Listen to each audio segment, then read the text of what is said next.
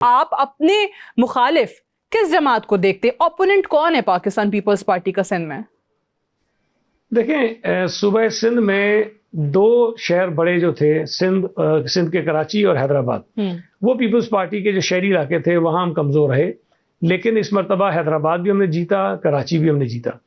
اور جو عام انتخابات ہوں گے اس میں میں یہ بات یقین سے کہہ سکتا ہوں، میں یہ نہیں کہتا کہ ہم لارجسٹ پارٹی کے طور پہ سامنے آ جائیں گے، لیکن کراچی کی حد تک میں یقین سے کہہ سکتا ہوں کہ single largest party Peoples Party ہوگی، وہ تو سب سے زیادہ سیٹیں اس پارٹی کے پاس ہوں گی. جو مقابلے کی آپ بات کرتی ہیں اس میں میرا خیال ہے کہ کہیں شاید ایم کیو کے سے ہمارا مقابلہ ہوگا، کہیں ممکن ہے کچھ سیٹوں پہ پی ٹی آئی سے مقابلہ ہوگا، اور ممکن ہے کچھ سیٹوں پہ جماعت اسلامی سے ہو.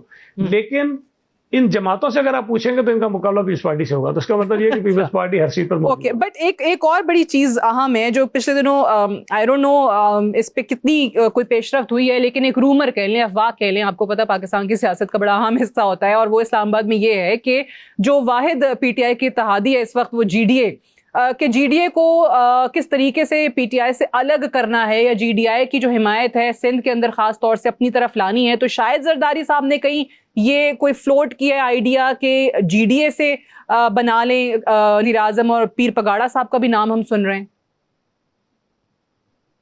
دیکھیے، میرے علم میں یہ بات نہیں ہے، لیکن میں آپ کو ایک چیز بتا دوں کہ چونکہ جی ڈی اے جو ہے وہ صوبہ سندھ کے کچھ علاقوں تک محدود ہے جی، اور ان کا مقابلہ ان علاقوں میں پیپلز پارٹی کے ساتھ ہوتا ہے، تو ان کے پاس کوئی آپشن ہی نہیں رہ جاتا کہ وہ کہاں جائیں. تو وہ شاید چاہتے ہوئے نہ چاہتے ہوئے اس وقت تک ہمیں نظر آتے ہیں کہ پی ٹی آئی کے ساتھ ہے، لیکن میری رائے میں شاید وہ پی ٹی آئی کے ساتھ بھی نہیں ہے.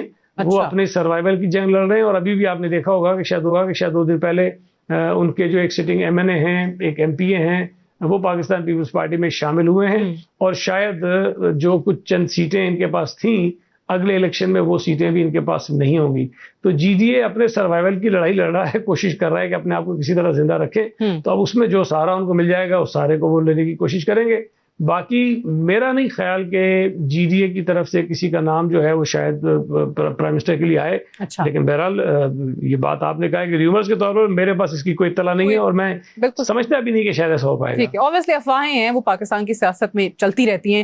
یہ بھی بتائیے کہ زرداری صاحب نے بلاول صاحب کو وزیر اعظم بنانے کی خواہش کا اظہار کیا. نیچرلی ان کے صاحبزادے ہیں، اور پھر یہ بھی کہا جاتا ہے کہ پہلے فورن منسٹر کے طور پہ جو پہلی ان کی ٹرم ہے بڑا اچھا انہوں نے پرفارم بھی کیا ہے.